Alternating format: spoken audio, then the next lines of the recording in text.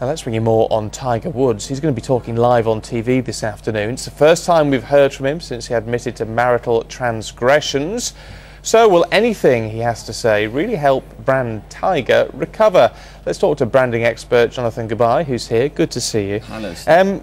This is going to be a real tough test for Tiger, isn't it? The whole world is waiting with bated breath, I guess, to see what he's going to say. And I think the people who are going to be waiting the most are his existing brand sponsors.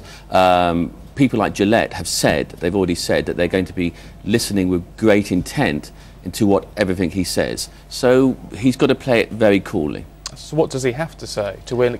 We have to put it in perspective, don't we? I mean, of all the money he wins from competitions and everything else, his sponsorship deals are worth an absolute fortune. 82 million he's worth, according to Forbes. He's actually, his worth is bigger than all the 5 that go after him in terms of sports people. So this guy is huge. The question is he, as a brand, bigger than the game?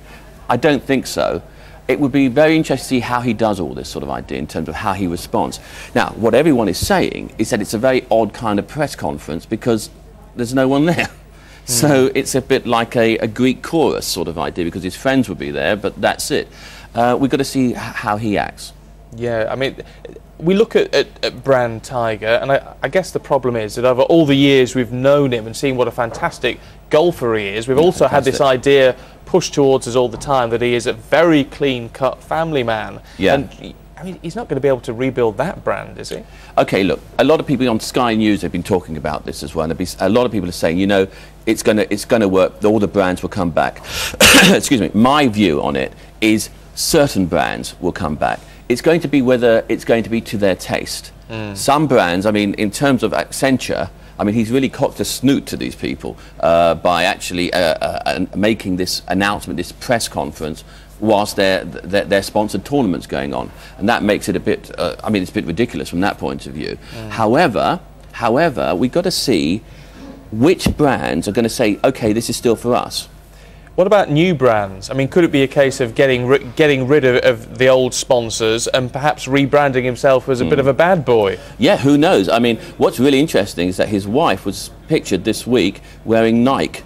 Now, that's quite interesting. Of all the weeks she should be pictured wearing Nike, this week she's pictured wearing Nike. And another thing about him is quite interesting. When you see him in press conferences, when there's not a table in front of him or something like that, he's always got his legs crossed like this, and you can see Nike. So it'd be really interesting if during the press conference you can see that he's wearing Nike. What about the public taking all of this? Because of course any branding like that and any sponsorship deal is all about, you know, getting the public to take a further interest. Yeah. Particularly stateside. Do you think the public will warm to him again? I think that he's lost a lot of the public, but I don't think that he's lost all the public. As I say, it's going to be now repositioning. That's what it's about. Fascinating stuff, Jonathan. Good to talk to you. Always Thank good. you. Thank you. Well, that and the rest of the sport is coming up, of course, in a couple of minutes. What's in store, Charlie? Steve, thank you.